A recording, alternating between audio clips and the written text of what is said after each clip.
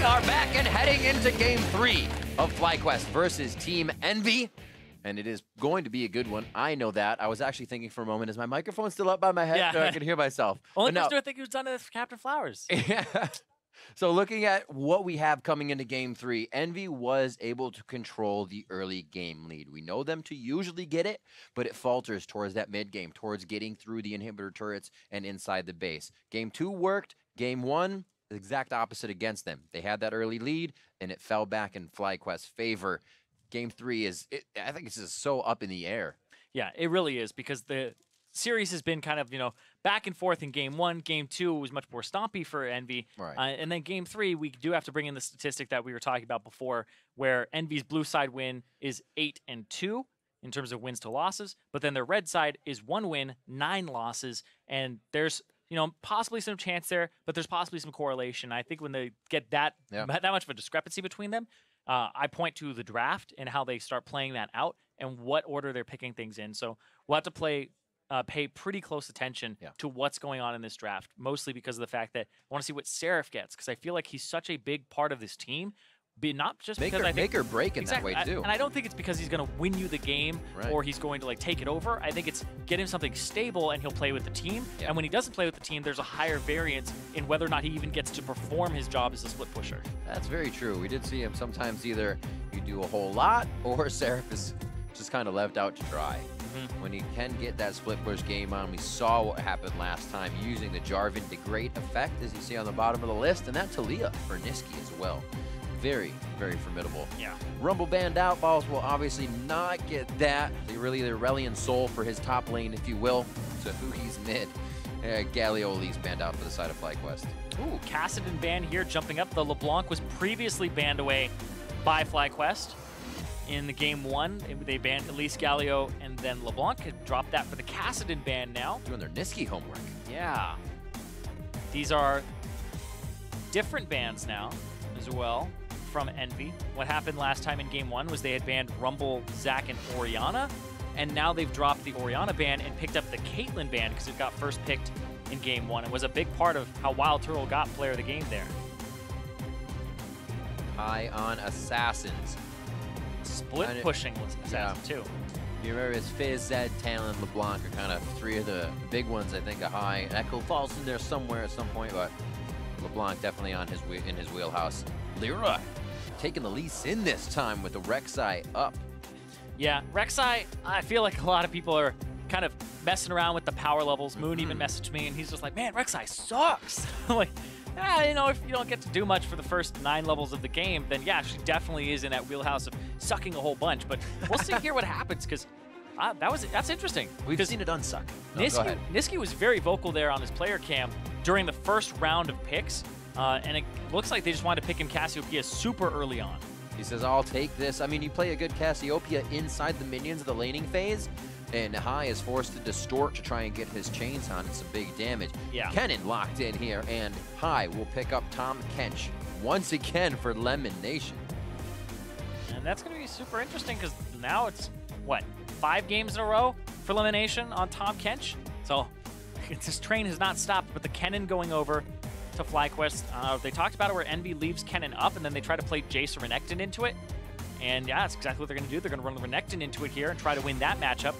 So split pushing galore here for both teams, except it's 1-3-1 for FlyQuest and 4-1 for Team Envy. And we'll see what happens, because you think back to Game 1 with the Cassiopeia for Niski, and he kept being pulled to a side lane and never really got to team fight. And that was kind of the demise of Envy, where Niski had so much gold, he had such a large lead, he was levels up, and then all of a sudden, he's not able to use it ever. Yep. 9 seconds here of the ban. Think card chatting with the team on the side of FlyQuest for ban phase 2, and they decide it's a Bard. Playmaking from Hakuo gets locked out. Remember what I said after Game 1? I was like, Envy, if they had a different support instead of the Karma, and they had like a Bard, you're looking for the picks, because the Cassiopeia is so hard to get in and start fights. That would have helped them out a lot.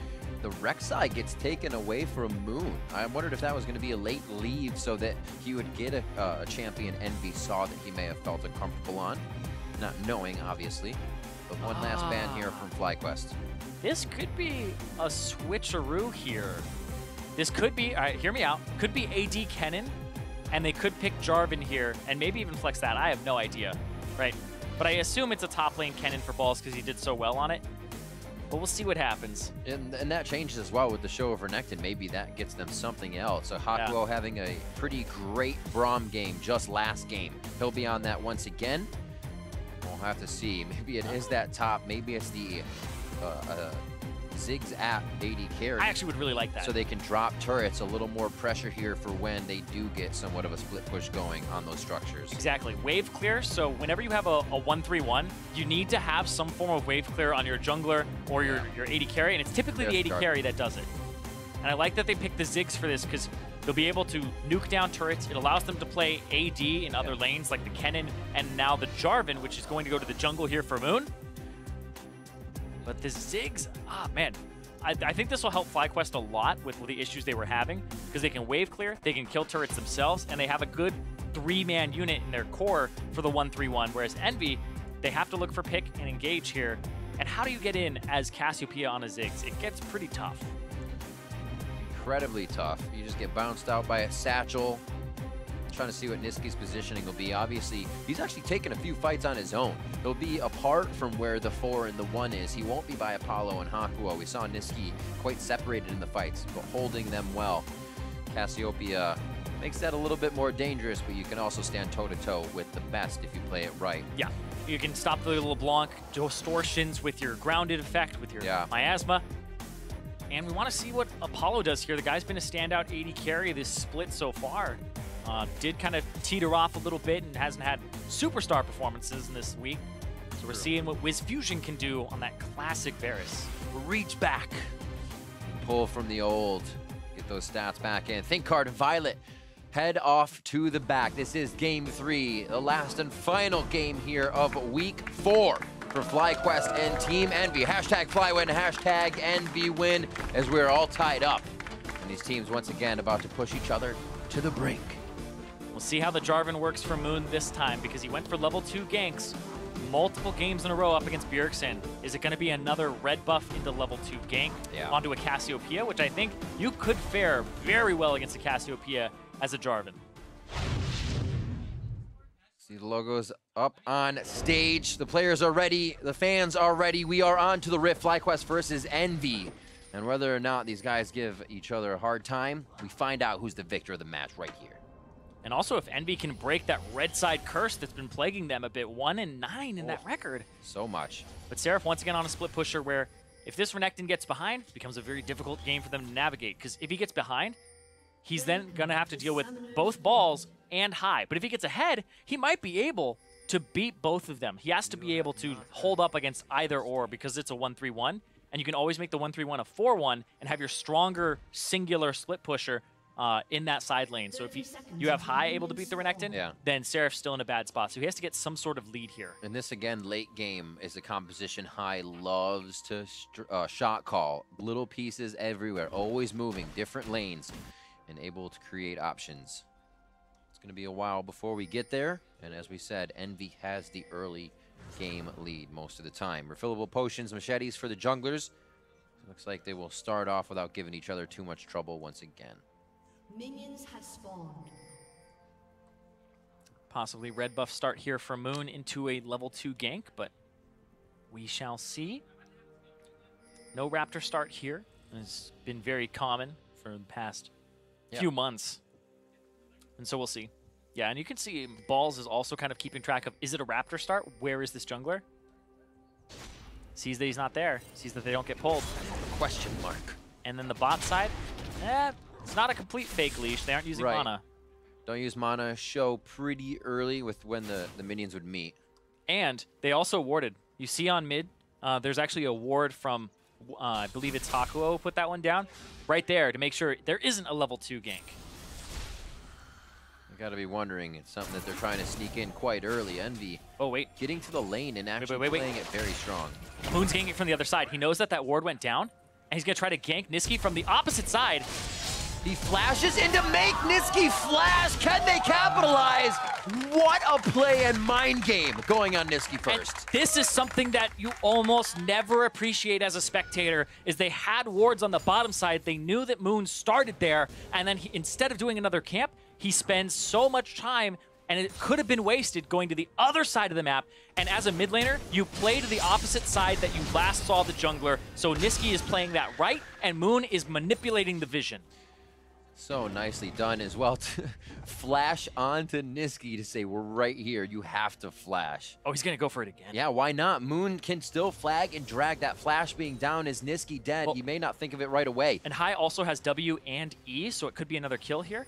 Niski. Hai's playing to the top left side, gets a ward in. It might have tipped him off just a little bit.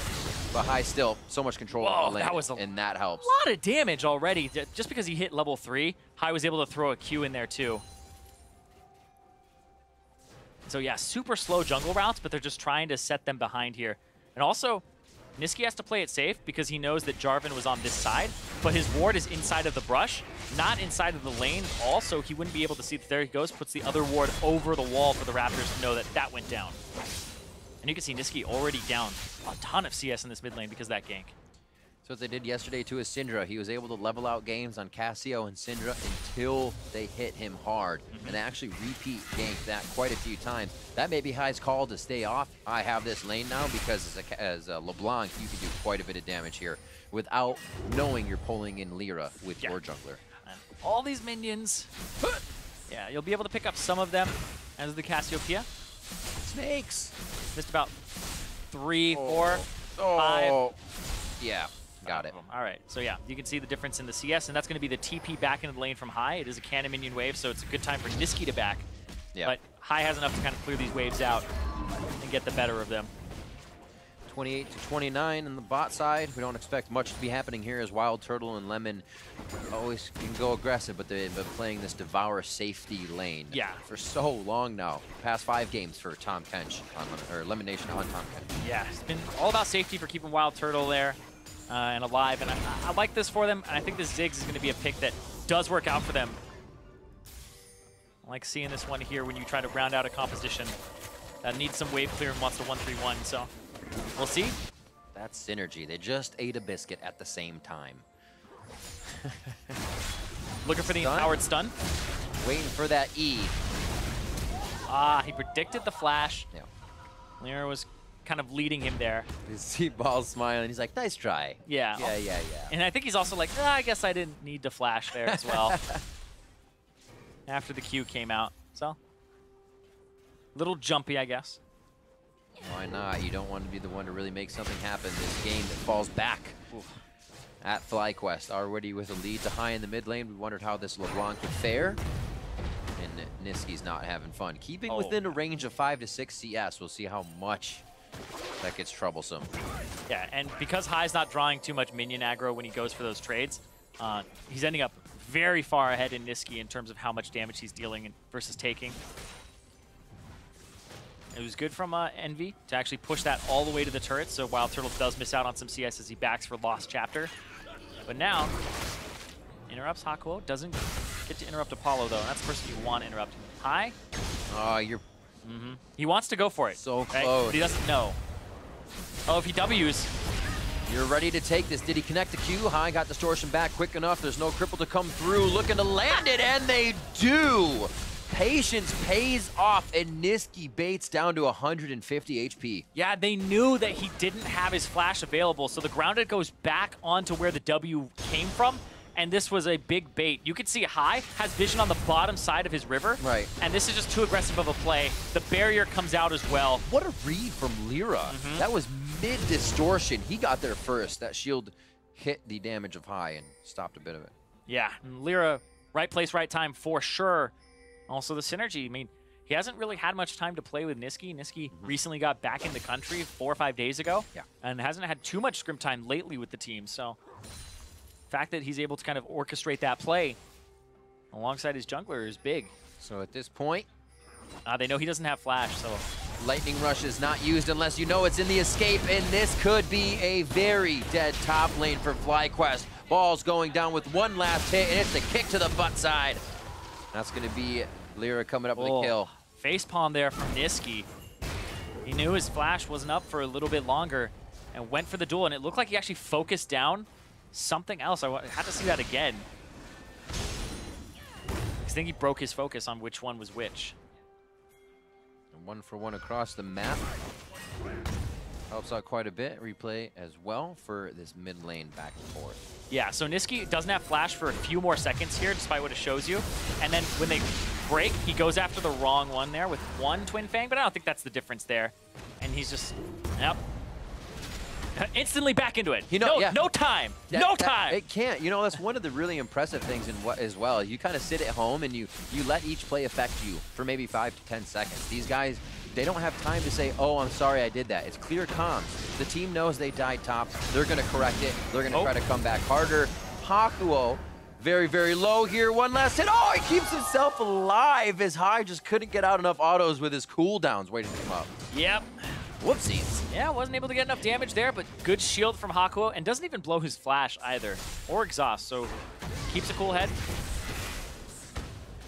And dodges. This is also a learning game as well for High and Niski. Niski's trying to figure out which way High is throwing those. He's now starting to trend down more with his dodges. High may realize that and start throwing the chains down as Niski could be dodging into them. Such a mind game between the cast and the LeBlanc here that they have made in the mid lane.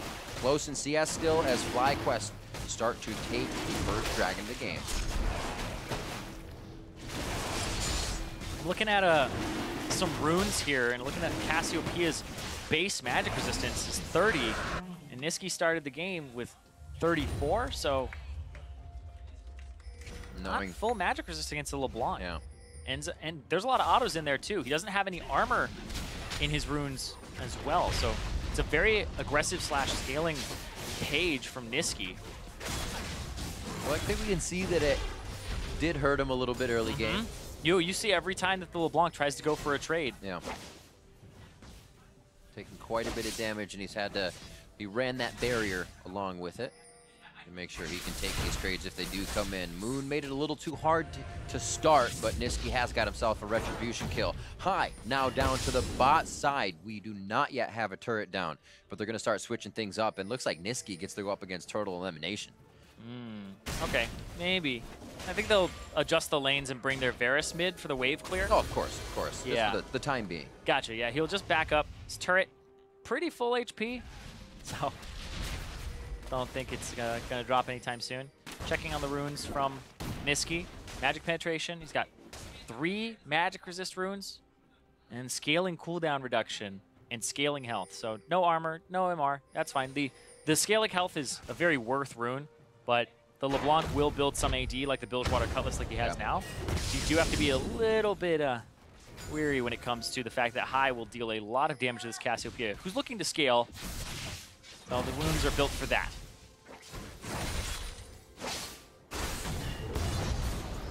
Yeah. The 1-2 punch is always so effective, and that's something High can do over and over again. Now that he's in that situation, Niski obviously will need a bit more support towards the bot side. That was a flash from Lyra, and they're going to try to turn it around. Oh, Lyra did not expect to be knocked up with what happened on the end of the flag and drag. That's going to be a chomped up Moon. Can he get over the wall? Seraph just out of range. The exhaust from Elimination coming in immediately to try and mitigate that, and now they will start to drop members of FlyQuest behind. Envy also low in this fight. Falls, looks to go down. One last shot for High. The poison's ticking. He will fall. Now they're going to turn onto Balls, be able to clean him up. It was such a wait for anybody to be grabbed who was for sure going into the fight, and Envy felt like they had the upper hand finally. Yeah, a very strange fight here from both sides, but Envy come out on top. And Wild Turtle ended up dropping too. Aqua trying to get the maximum. The min-max, that's what it is right there, some of it. We'll see this replay again in a minute, but the first time the teams have really met, and we see what happens here early game. Yeah, Moon goes for clearing a ward, and then the flash from Lyra is right in front, but can't get the kickoff in time. Niski doesn't get the stun on anybody either, so he goes down, and Lyra goes down, but look at this flank from Balls, tries to come around, and really can only get to Niski here. So he duels Niski, whereas everybody else is trying to pick up Seraph, and the cooldowns and the rotation from High still doesn't have much CDR in this build. Whereas Apollo and Hakuo got to play off on that left side. And Moon had already bailed out, so not able to really help out here. Yeah. And he just turns tail and runs afterwards. So yeah, the fact that Moon got out. Lemon running around. I can only eat so many people. I know, he's like, it's like when your children are all running around, multiple ones. Like, stop touching that. You stop. No, come back here. That's hot. Don't do that. Step away. Safety. Safety is the #1 thing, and that's the pick to try to get out with that Tahm Kench. Able to save Moon. The cooldown just wasn't there for the rest of the teammates as Niski and the rest of Envy start to collapse down a little bit here on the plays. That was for Drake. That Drake went over to FlyQuest still in the end. Well, Lemon didn't bring anybody. This voyage to the top. So you gotta watch out for this, though. There's a lot. Oh! They just hit the Gunblade onto Seraph to try and get a little extra damage in. This is gonna be Wild Turtle's kill. Whoa, Dominus comes out. They should be able to lock up Turtle. Safeguard over to Seraph. He lives. What is this nonsense? High, able to take a kill for himself towards the top side. They give Apollo to him, and he goes to the other side of Hakuo, playing a little game of cat and mouse. And there's Lyra once again, the resonating strike to finalize the kill. They'll be all over Lemon Nation. Hard skin to come through. I don't think it's going to be enough. Bot lane has just been a quick fight. The Q take! Good wait from Lyra. Finishes that kill, saying the bot lane, Niski versus Balls. Not much going on down there, just the push from Envy. Man, FlyQuest are a little bit too fast on what they want to do with this composition. One more time. And right there, this looks like it's going to be a great ultimate from Wild Turtle. But now he's off on a split push side. Doesn't really get enough on this flank. And then Lyra comes around, picks up the kill. Lyra, after getting the Warrior Enchant, now 4-1-1 after that fight. Able to do so much work here. This is just barely on the edge, hits high. Oh, that dodge. Give Seraph a little bit more HP there. Survive and come back in. So right now, Envy, even though we talked about how the game, those games on red side typically don't favor them, 1-9 and so far in record. Yeah. This one starts off on the right foot for them. So you were right about the lane swaps, but they're still happening as High. Now to the top side. Niski still bot, as we thought the AD carry supports mid, like 5 seasons ago type of stuff, with all the turrets up, but it's okay. Yeah. Still fun to watch. And Wild Turtle will get to the point where his ultimate chunks people like Apollo and even Niski, but that's far away. And now that FlyQuest have taken back-to-back fights that have not worked out in their favor, they end up in a very awkward position where High wants to split push. He's 2 levels down on Seraph. Niski's also up on him right now, just barely in terms of experience and in CS. So these mid laners, nope. Niski was struggling early because he got a lot of attention and was camped, but now High is struggling because he's going up against Seraph, who is pretty far ahead right now. Few shots, Gunblade, and it actually takes Seraph down quite low. High with the blue buff should be able to do it again. Look at everybody coming up here. Apollo, Hakuho, even Lyra's in this area. And, oh! I blinked. I blinked for a second, and Lyra again is wiping people off. He delivered Turtle. Map. Oh my word! Right into the back of the fight. Turtle had no chance at that point, and Lyra coming up huge for the team. And then they're able to continuously capitalize on FlyQuest that is just in chaos. Yeah, I mean, they're like moths to a flame. There's a fight. High's in trouble. Everybody get in here, gentlemen. Let's go. And Lyra gets there first. They have the river control. They're on top of the Scuttle Crab. Moon goes in before he really sees that High is going to get blown up here. He wants to buy time. High wants to come down and try to kill maybe Apollo, but Moon already has gone in. Wild Turtle threw the ultimate and then took the ultimate, gets delivered, and then they just get cleaned up. That's 4 for 0. FlyQuest just get mopped up, and Envy now have a much larger lead than they had even just a moment ago. That's 3 back-to-back-to-back fights that FlyQuest really were trying to collapse on that get turned around. They got to play slower. I feel like that's just a huge issue here for FlyQuest, is playing slow, because they try to set the tempo, and then Envy are like, oh, that's a good pace for us. Let's go. I mean, that's almost the point, right? If High's got those 4 kills, he was 4-3, then goes top side. If he can stay alive, everybody yo-yos the pressure mid, which means back and forth, make the fight look good, but don't take it. And then they say, wait, the 4-kill guy's getting ganked, and you're right. They fly right towards him like a moth to a flame. Yeah, the vision not really controlled very heavily here. Yeah. And you can see just levels up across the board. Seraph is up a level. You also have Apollo up 2 levels right now. Lyra was predicting off to the left side. So many chains. He gets out alive. Yeah, and that's fine from High to do that. But you do have to watch out for how the map is going to collapse now. Rift Herald in possession of Envy. Lyra does have that. So as soon as he uses that and tries to get a turret, we'll see what happens. Could be a bottom lane collapse. They need that first turret still. See if it happens here. Like you said, Lyra cross map right now, globe-trotting. 3 different junglers across this series, from Rek'Sai, Elise now to Lee Sin, showing well on every single one of them. It's hard to take control of your jungle when this guy is in game, and it almost has been since he's entered the league. Those games he's unlocked, he looks unstoppable. See where the pressure continues as Lyra goes back for the dragon. Now spawned, an Ocean Drake over the side of Envy could help him hang out in lanes. They have some good sustain already, so this would just synergize well.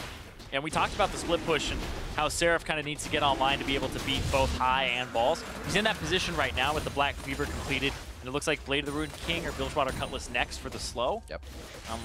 Possibly Ravenous Hydra, but we don't see that item very often now at all, especially on Renekton, who already has good wave clear. But we'll see. They're looking for that one turret. That top turret's super low.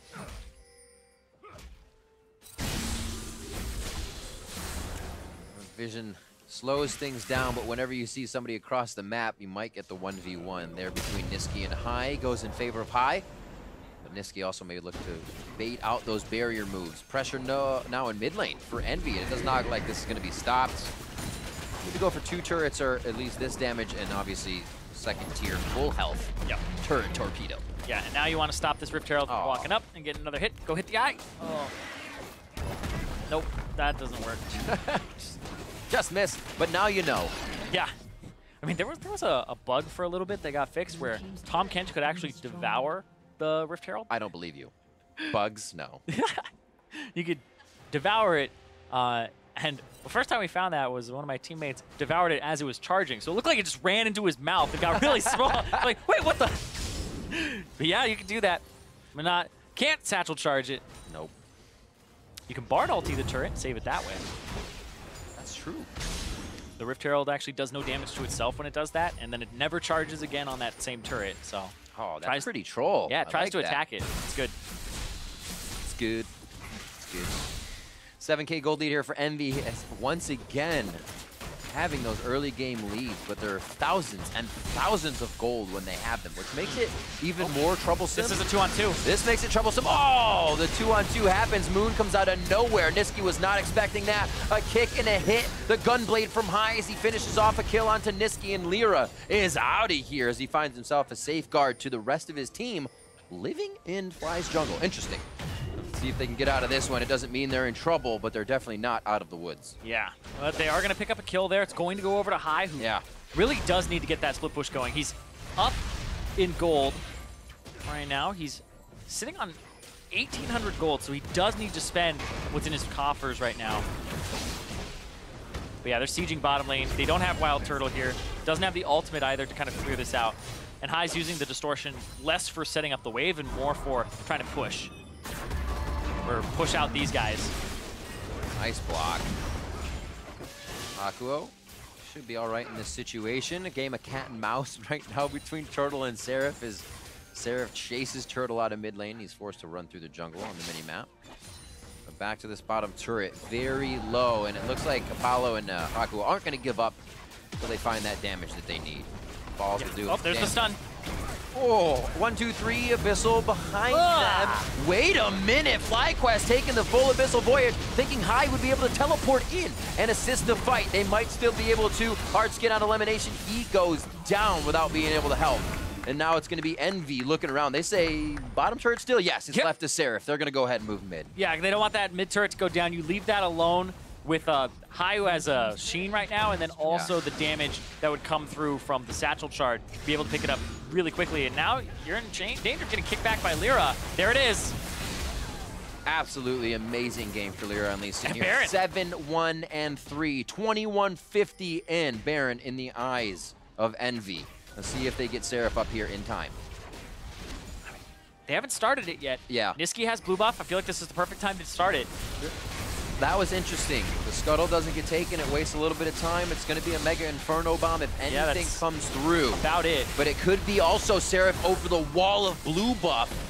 And it will be. He could get himself into trouble here. A 4v1 situation. Oh, he flashes onto Turtle. Seraph feeling huge right now. It's enough for the team to get out and him. So everything's okay in the end. Pretty crazy play, though. But Envy have just shot up to this gigantic lead. They are 11,000 up in 22.5 minutes. It's pretty ridiculous what happened. They took 3 really bad fights on FlyQuest side. And then this year, Balls just, as soon as they saw High back, they just went in. They got the tag, looked like it didn't matter to them, but then turned it around there, and High TP's in, but this is 5 members strong from Envy in the bottom side. Envy are making power plays across the map with their gold advantage. The thing about an upper hand fight like that as well is you get the chance to assess the next situation. When you see the Abyssal Voyage, you see the teleport, you instantly put those in order of how you want to take that priority. If you're the one engaging, then it's a lot more chaos when, oh shit, run away from this teleport. Yeah. Oh my god, run away from this Abyssal Voyage. But there, they take the fight into their own hands. And like the last few Abyssal Voyages just been delivering Lemon to his death. Yeah. Even Wild Turtle where he brought him in.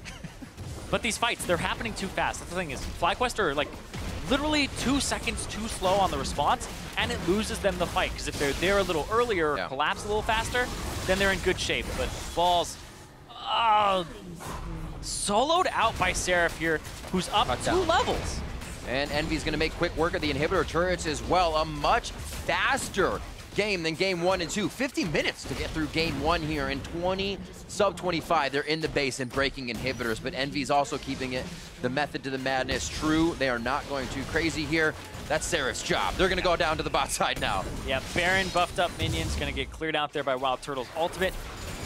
And this bottom lane wasn't able to turn online. There's just so much gold across the board for Envy. You just look at the score lines for them. Niski's kind of the only person who, got camped early, got left out to dry, but then the team fights happened after Niski would die. And everybody else is kind of soaking in the gold now. It's just flying in. Nicely able to absorb that pressure as well. The team probably behind him, letting him know everything's all right. We are making strides in this game. And like you said, Envy looking to go 500 here week 4. Even in their scoreline if they can get this victory. 19-6, it only looks so much farther away from them as they start to put the finishing touches on the base. Yeah, and now with those 2 inhibitors down, it's a long time before there's an Elder Dragon, and it's a bit longer before there's another Baron. So there's 1 minute left on this Baron buff. Everybody top lane, I would believe. The Cloud Drake, nobody gives a damn about that. Sorry, Freak. Well, sometimes, what if when there's 2? No. When there's 2? Well, then that's when you get the Zoom Zoom, according to Chad. The Zoom Zoom comes online. But I feel like now you don't need that Cloud Drake. You just want to kill Drakes and get to that Elder Dragon, if anything. But I feel like you don't want that to happen. You just want to end the game before 35 minutes even rolls around as Envy. And that's something that Dash and Mark brought up on the analyst desk as well. When you have the X 13,000 gold lead, when does it come when you take that definitive fight and you just take the Nexus down? Yeah. No hesitation. None really yet so far from Envy, so they're staying out of that. And here they are in the last outer turret before they get to the base of FlyQuest. Seraph 3 levels up right now on this Renekton. The guy has been going crazy this game. High. Getting some damage back onto Lyra, and is trying to protect his turret. Even with the wave clear of Wild Turtle, it's still not at that point yet where they feel really good about clearing out all these minions. 11 turrets on the map per side. 3 more to be dropped for FlyQuest, and they have yet to find one of Envy's, which means a whole lot of gold sits out there in front of them, but they haven't been able to approach it since 15, even 10 minutes into the game. Yeah, like, is that 14,000 gold worth of turrets left for them? I feel like there's a lot of other things going on here. They can't pick up those turrets, but right now, FlyQuest very far behind, but Envy in a prime position. Yeah, now you have to pull Wild Turtle to go kill the bottom wave. Right. Super Minions take extra damage from magic damage because they have -30 MR, 100 armor. So it's really easy for a Ziggs to kind of clear them out. That's what Wild Turtle will be looking to do, but you only have so much wave clear. You can only pull yourself so thin.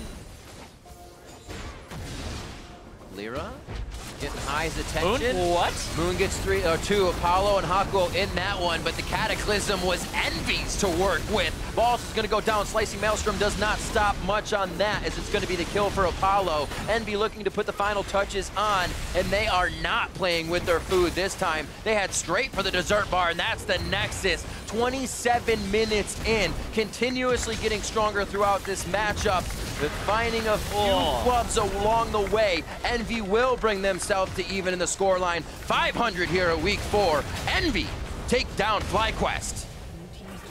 And Envy? Well, killing the Nexus, it'll happen eventually. There we go. Hey, Envy take down FlyQuest. Want to say it again? 2's good. Okay. Yeah, they take down FlyQuest, and now Envy have a better record than they did in spring with 4 wins in terms of matches. Right. So you can see, happy about that. Niski getting a win as well in his first week. FlyQuest, a few strides himself, but again, it seems like the composition doesn't come together. They stray from a certain win condition with their slight lead, and then they can't seem to ever grasp one once again because they just get shut out in their attempts. Yeah, it was just kind of fast skirmishes over and over and over again. And when I even look just at the damage, it looks as though FlyQuest did more damage overall than you see being dealt from Envy. Envy, Niski got shut down, did less damage than Lyra, did only 1,000 damage more on that Cassiopeia than Braum. But it's the rest of the team that was able to step up, which is a good sign for a team like Envy, where they were having troubles in their mid lane before. Period came in, kind of remedied some of those. Niski's come in, and the whole team is just playing better. It's that behind-the-scenes guy. He might die every round if you're playing Counter-Strike, but he defuses the bomb before he dies, and that's what you need. It's all unseen. But the points are on the scoreboard sometimes. It really comes from the effect you have on your team, and you can't always just look at the score like you said. Exactly. You can't look at the score. You can't always look at the damage and see, oh, what champion were they playing? Oh, LeBlanc's a lot of poke and like had a good matchup and like Moon camped for it. So that was kind of a game where you saw everything from FlyQuest, right? They had the level 2 where it worked out on Niski, and then LeBlanc was ahead. And then they kept trying things over and over and over again. They lost their side lanes. They lost bot and top. They had bad skirmishes. And then it just really fell apart. And so this from FlyQuest is kind of, you can look at a whole bunch of points in this game and be like, that didn't go well for them. They have a lot of review to do with that, but it's always easier said than done. When you say, oh, we should have collapsed earlier, it's like, well, how do you fix that problem when I had a minion wave to clear? So that's a back and forth in communication and everybody being on the same page. It also starts to become a little of a one-way road. When you take Tahm Kench that many times, when you only have a certain amount of things, and you're still trying to play Ziggs, which is compatible with compositions, but we're not really seeing full meta compositions from these guys. When happy from FlyQuest, that's kind of their bread and butter to be able to bring out cool strategies, but it seems to be even taking them down some roads they don't want to. Yeah, I feel like this wasn't so much a compositional failure. I feel it was those collapses, right? There's a lot of fights where they lose it, and then they have another fight immediately after to try and get back in the game. They lose it, and they're like, all right, one more time. Third time's a charm to lose the game for them. And that's exactly what happened. So FlyQuest kind of got a little too big for their britches and went forward too many times in a row. And then Envy was able to just take over that game in a 27.5-minute win. So Envy were able to play it out pretty cleanly once they got a lead for themselves, but it's just a pretty rocky start for them in terms of Niski kind of struggling in the mid lane when he got a little bit outplayed by jungle pathing and the team play with the warding. For sure, and it seems like they also tried to help him. I feel like when Envy kind of has that situation, we see in this win, 4-0-9, 7-1-6, the scores are great. Everybody does good, and they keep on that level where, hey, we're doing good, don't be that one guy to kind of get caught out. Don't be the guy. You never want to do that, but when Envy do get the losses, it's actually kind of like the team losses there. It's not just one guy getting hit. They're still trying to protect him and still trying to make it work. Yeah, but no loss right now on red side, so that curse is a little bit broken. They're now 2-9 on red side, so looking a little bit better for them there. It's got to feel good. For more on that series win for Envy, let's send it over to Freak and Envy's rookie in the mid lane. Thank you very much. Yes, there's competition for Rookie of the Split here. Niski in the mid lane for Team Envy. You got that win over FlyQuest. Talk to me, coming into your first week now with the team, how has it felt playing on stage with Envy? I mean, playing on stage is like really exciting for me since I never played on stage before. I mean, an LCS stage at least. And yeah, it was just exciting. So talk to me about your sort of decision to come over to North America and play in the North American LCS. Of course, you qualified in with Fnatic Academy over in Europe, unless I'm forgetting. And so talk to me about coming over for Envy with a bunch of foreigners around you, people you don't probably know very well. Talk to me about your decision to move across the world to play pro. I mean, after qualifying for LCS in Europe, I wanted to play LCS, of course, but I wasn't, it wasn't like 100% sure that I would play LCS in Europe. So when I saw the opportunity for Envious to like take me as a rookie, as mid laner, then I just came and yeah, I just want to play LCS. Yeah, just the desire to play, of course. So talk to me about playing with sort of new people for you. You've got some Americans on your left, some Koreans on your right. Talk to me about fitting in with a multinational team. I mean, I don't really think it matters, like if you play with Koreans or Americans or like Europeans or stuff. I think the most important thing in a team is like the team dynamic. Like if everyone is playing good together, and if you can like short call or like if you know what to do, when to do in game, and be friends out of the game, then I think you can just play with whoever you are, and yeah. Well, of course. So talk to me about the team dynamic in game. Then, what is your job? What do you do to make sure this team works together as five? I mean, from my part, for now, I'm trying to like help Lyra out because I mean we all know that like Lyra is the kind of carry jungler right now, and yeah, I'm just trying to like relive him because I just want to play like pressure mid and stuff. I mean, it didn't work out this game, but but yeah, that's basically it. So talk to me about the fact that you weren't able to play for the first 3 weeks here. You're here watching Pyrian play in the mid lane in your stead. Was it nerve-wracking? Was it scary, like watching your team play without you and hope you can jump in? I mean, I was kind of scared a bit because Pierre played like really good, and then I wasn't sure how I'll do on stage as well, and with the team if I could adapt or not, since I didn't really play with them before. But I think we did quite good for like because we only practiced like 3 or 4 days, and I think we did quite good with the amount of practice that we had. Yeah, 4 days, you got a match win. It's got to feel great for you. So final question, I want to know, what are your goals for this split here? What's going to be a successful split for Nisqy at the end of 2017? I mean, I don't really have like any goals. Maybe just like improve at first because I have like a lot to learn. And yeah, I think just improve and win as much as possible, I think. All right, well, Nisqy, thank you very much. Congratulations on the win. Analysts, take it away. Thank you very much. Freak Nisqy getting his opportunity to play on the LCS stage. As was mentioned, he qualified with Fnatic Academy over in Europe, but now making his LCS debut here in North America. And as Freak mentioned, to close out the first week on the stage with 1-1 match score, not something to, to shake your head at in any way, shape, or form. Yeah, I think you said they had 3 or 4 days of practice compared to the fact that it's week 4. Most teams have been playing for at least 5-6 weeks together. It's a little understandable that you would have some, synergy problems, which is one of the things that we said was most noticeable that was between him and Pyrian, was that Pyrian seemed to gel better with the team. Well, he's been playing with them longer, so it's not that unfathomable that it's like, oh, this guy, you're gonna need a little minute to get used to things. Yeah, very much so. But if we go into this game specifically, he even mentioned it himself. He got focused there. That level 2 gank comes through from Moon to put High in a nice position, but Lyra intelligently ganking back and getting Nisqy, back into the game alongside the 2 different lanes, top and bottom. And he tried to play it correctly. They got the early ward out to stop the red buff to mid lane gank. Moon played it smart, wrapping around to the far side. He's trying to play somewhat aggressive against LeBlanc level 1 because that's when you have one of your most advantageous power spikes. Actually, it is level 1, so you don't want to concede it. And it's just unfortunate that Moon kind of outplayed him. It was a good idea by FlyQuest, but his team has his back. They get him back in the game.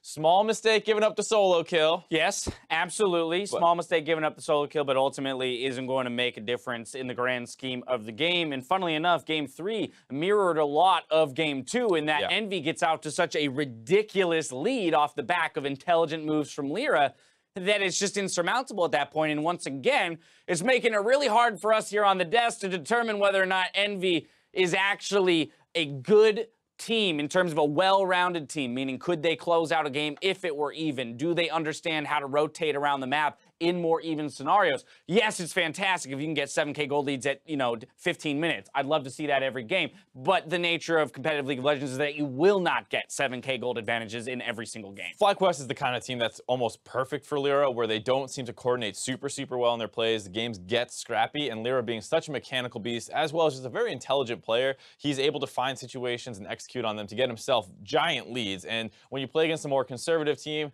it seems like this split he struggled a little bit more than last split to get the same leads. But FlyQuest, like you said, it's hard to tell exactly if he's bouncing back because this is the kind of perfect opponent for him to play against. Yeah, as Irene said it in the cast, FlyQuest is setting the pace, but Envy basically is sitting there going, that's a perfect pace for us, right? So whereas other teams might be thrown by the speed at which FlyQuest moves and makes kind of erratic decisions, that's where Envy lives. And Lyra is very comfortable in those skirmish situations. 12:30 into the game, we have a 4-for-1 in the Barren River, goes entirely in the way of Envy, even though a few of them get out with slivers of hell. Yeah, it started off with a pretty close game. Like you said, there's a lot of mid-action.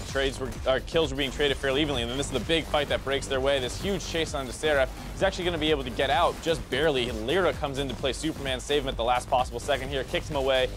Seraph walks out, actually turns around, comes back into the fight, and on the flip side, because they have wasted so many resources in some sense trying to choke down onto Seraph, that, you know, Lyra's able to turn around with Hakuho and they're able to clean up a couple more kills. And this is what we're saying. You see these long-range Q snipes being able to barely keep Seraph alive. These scrappy situations where the last couple seconds are super important are exactly the kinds of places that Lyra will thrive. Yeah, very much so. So it'll be no surprise that he picks up player of the game. And once again, we have a gold graph that nears 20K at the end of the game and was almost entirely one-sided in Envy's favor. And this is the thing with this squad, is that I love to see the early leads that they come away with. I love to see that with these massive leads, they can close it out. And now I'm waiting for the situation with Niski in the roster for, you know, for the more even, 2K gold advantage at 20 minutes, 1.5K, or even a 2K deficit at 20 minutes, and how do they fight back from that position? I think game 2 was a good game in terms of just showing that, you know, Niski can get out of lane and roam around.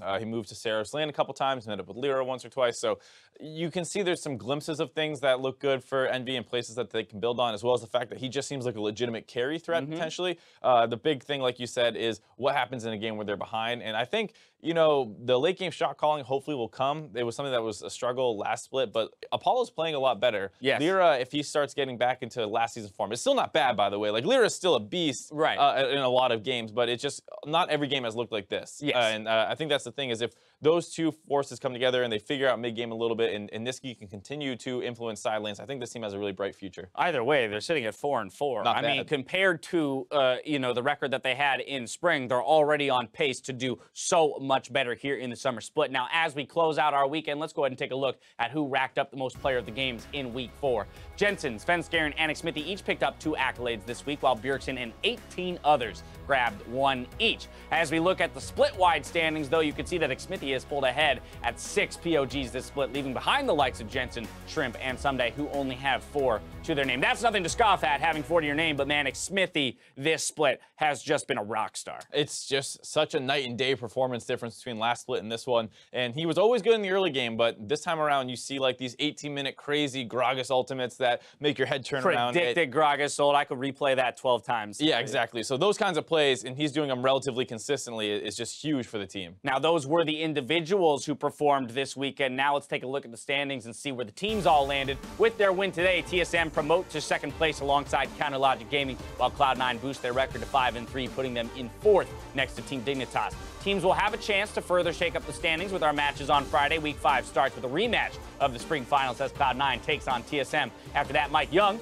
and Phoenix One face off against Lyra and Team Envy. That might be an interesting test for Team Envy. Once again, still playing against a team that's sitting at 1-7 in Phoenix One at this point. But Mike Young, who's looked decent in the early game and can match a lot of junglers in the early game, might give Lyra a bit of a run for his money, as well as looking at the playmaker of Ryu up against Niski, the rookie. We'll see how those matchups swing. I think the other thing, of course, is to mention that, you know, P1 lost today, and a large part of that seemed because, like, Rainover got the better of Mike Young, and you're going up against Lyra, who's a beast in and of himself, kind of different, a lot more mechanically proficient, less of like a pathing intelligence. I mean, obviously Lyra's good at that too, but might be a better style match for Mike Young because he wants to get in and fight Lyra a ton, whereas Rainover's willing to path away from that and just make things happen somewhere else. Either way, I think it's crazy that I'm saying the 10th place team is going to give a run, you know, to the team sitting at 500, but I truly feel that way with Mike Young being added to the roster. Now, you joined the conversation on Twitter to call up the biggest plays of the weekend, and here are a few that we agreed were pretty insane, brought to you by Acer. First up, El Nitino knows a good barrel when he sees one. That was the best Gragas ult I've ever seen. Smithy is suddenly a god again.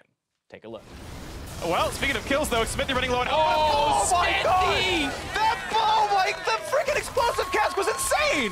Bow down to the new jungle god! How about this? Predicting the flash, knowing his opponent will go on the cast animation, predictive cask there. That was absurd.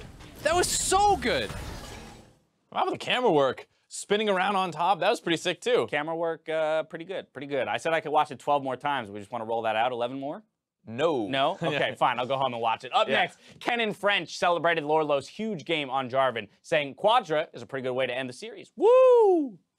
They will try to take him down. The re-engage, then a big knockup and a double kill here for the top laner. Lorlo staying alive, and the kill still coming through. Zik very, very low, ready to get chopped down, and it's going to be a Quadra kill for Lorlo. Kill Cassio. Okay. I kill them all. Push mid. Push mid. Push mid. We can. Push mid. Nice, guys. See you, nerds. Slooshy rather, jacking the pentakill. Yeah, I thought, you know, Lorlo was going to pop off way harder in the comms. He's usually a pretty excitable guy. We had woo before the, you know, the rolled out, and then he was just like... Didn't even match my woo. What's up with that? Yeah, I know. You had more energy. All right, finally, True Blue Lou couldn't ignore Flame's multiple outplays in his series against Dignitas, saying, "This is why Flame is my favorite top laner of all time. 1v2, 1v3, 1v4. Nah, you got to send 5 guys." Not sure if Flame is killable, though. He's going to try to hug the wall, get away from some of these. Oh, that was so well done. All the CC. Now Shrimp's going to force the dodge the aggro.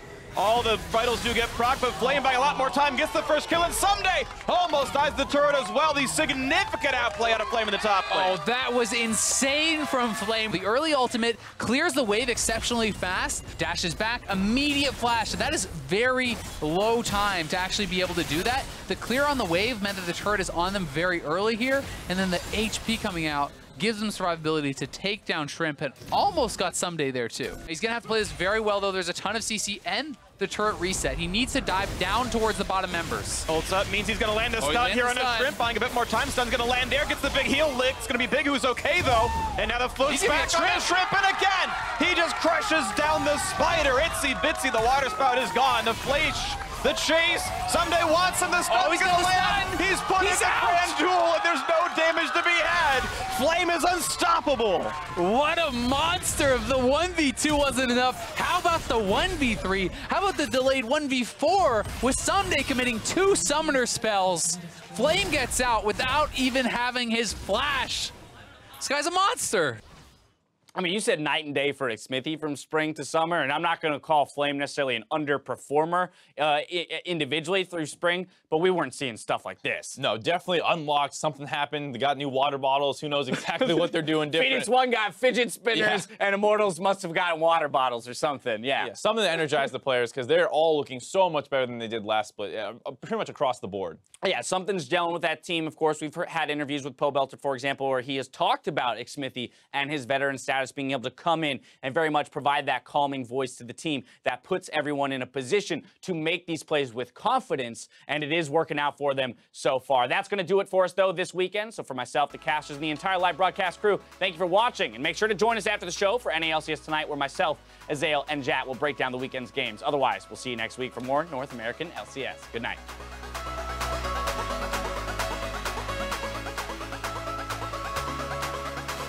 Smithy has been this guy that, at best, people talk about him as underrated. You know, Dardonk is turning over a new leaf here, too. Ready to flag and drag in and give everybody the Demacian might. Poe Belter's still alive. One more time. Flashes into lockdown CLG. He's baiting, too. He didn't even use hard skin. They really want that Rift Arrow. So he still has a chance to do that. Chomps up Xmithy. Oh, what a seismic shove coming in from Poe Belter. Great repel from Xmithy to draw in the arrow, and Stick stays down immediately. Immortals take it 2-0. More shot into his hand. And the jungler is dead. It's just easy now for him. Phoenix 1 gonna pick it up, smite it away, and this could have been the throw right now. 5v3. Can the re-engage come through? Acadian looking for the damage, looking for the kills. He's Keith on the wing, but he's getting kited back by Ryu. And that's the game. Fidget spinners for everyone. Phoenix 1 gets the win. As DSM takes on FlyQuest. And for FlyQuest, they're looking to break a funk that's been clouding them since halfway through the spring split. Fly started it all, but TSM are going to end it. Total force to spend. Tag onto elimination. Double is going to move through as it's sweeping on a rampage. Takes the next one down, and Bjergsen finally going to join the fray. Stun not going to connect with Spence. Able to tower down through a double kill there for a double lift. And T and Sam are going to sweep him. FlyQuest go down. Not sure if Flame is killable, though. He's going to try to hug the wall, get away from some of these. Oh, that was so well done. All the CC. Now Shrimp's going to force the dodge the aggro. All the vitals do get proc, but Flame by a lot more time gets the first kill, and Someday. Well, speaking of kills, though, Smithy running low on my God! That ball, like the freaking explosive cast was insane! Options, redemption for the kill! Get him! Yeah! 3-0-3 in the swag dance for Pomo to make it all right. And Immortals close week 4 as the #1 team in North America. Working with Josh has definitely been like a really good thing for the team. I need pause. The side button on my mouse fell off. You want mine? I don't use mine. Are you serious? Yeah. This one? Yeah. Here you go. Can I have it? Yeah. Okay, let's go. I'm ready then.